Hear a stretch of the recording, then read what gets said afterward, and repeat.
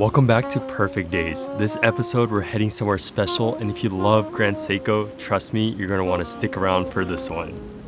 We're jumping on a train out of Tokyo Station and heading up north to Iwate Prefecture, where we got a tour lined up at the Grand Seiko Studio Shizukuishi, the place where every Grand Seiko mechanical watch is crafted entirely by hand, one at a time. And if you know anything about traveling in Japan, it's all about the Shinkansen and grabbing an ekiben, aka station bento box, so that you can sit back, relax, and watch the countryside go by. And 2.5 hours later, you'll end up here at Morioka Station, which puts you around 30 minutes from the studio. We actually made a full trip out of this with my wife's family, so let me show you what we explored, and hopefully it gives you some ideas when you make your pilgrimage to the Grand Seiko Studio. First off, time to pray for our health, money, family, friends, career, and that our wives continue to support our watch habit. But in all seriousness, this is Morioka Hachimangu, the largest shrine in Iwate Prefecture, and what makes it truly special is that this place is home to over 18 smaller shrines. Let's just say we prayed for it all and then some.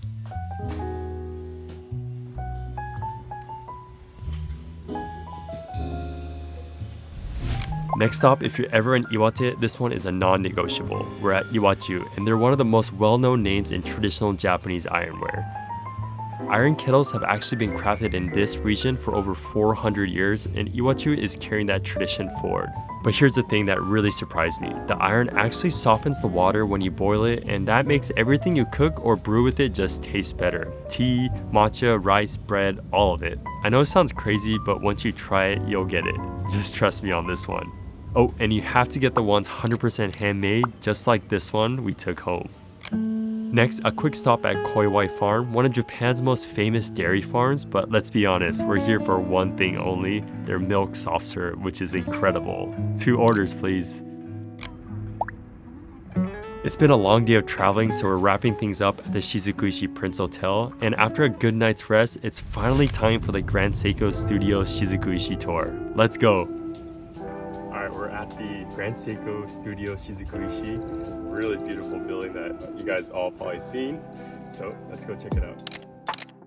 The moment you walk in, the first thing you notice is actually what's not there. No Grand Seiko signage at all. Just this wide open lobby that feels calm and serene, like the building was made to blend into the landscape outside.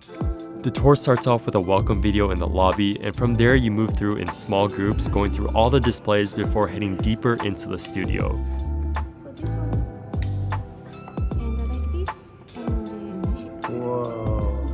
Since Grand Seiko is known for their finishing and attention to detail, the whole tour is built around that, showcasing different elements of the mechanical watch through hands-on demonstrations that really bring it all to life. I'm going to leave out the small details here because I want you guys to experience it for yourself, but here's some clips of my favorite parts. Okay, next I will show you the smallest parts. It's a stud screws. The screw also we manufacture harness. So please like this because it's easy to break. Break it. Oh! Compare with the first one. It's gonna be the hard. Oh yeah.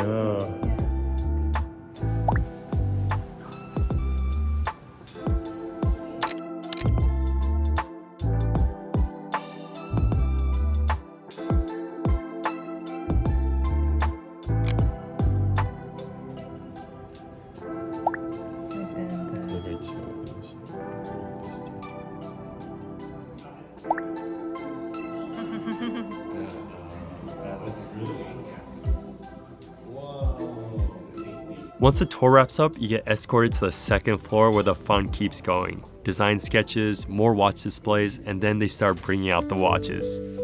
But first I have to mention this. The craftsman here can fold a paper crane from this piece of paper about the size of your pinky nail. These are the hands making your watch. We have a logo for Shizukuishi. Alright, let's talk about watches. The one I had my eye on the whole trip was a Shizukuishi limited watch with this beautiful dark green dial. It almost looks black indoors, but the moment light hits it, that deep green just comes alive. Wow. After a few more watches, this one truly caught my eye, the SLGW003. This wicker. It's like a little bird.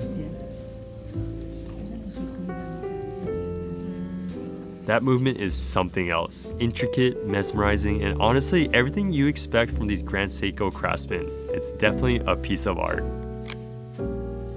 Every time I put on a Grand Seiko, you just feel it. The dedication, the craft, the 10 months of work that went into a single watch. There's something about wearing one that just gives you that sense of confidence that's hard to explain until you experience it yourself. After trying on more watches, slipping into the Grand Seiko Meister white coat, and soaking in a few more displays, we wrapped up the tour with a little gift that I'm going to keep a secret. And then we slowly made our way back to the lobby to take it all in one last time. After the tour, we're back on the road because as huge Shohei Ohtani fans, we had to make one more stop. His high school, called Hanamaki Higashi, is actually less than an hour away, and you can see where he played and grab a photo by the plaque near the baseball field.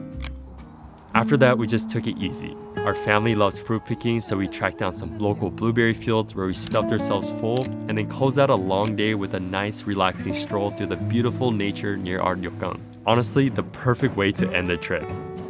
The main reason we came out here was a Grand Seiko tour, but Iwate ended up giving us so much more than that. Exploring everything this prefecture had to offer with the whole family, it turned into one of those trips you don't forget.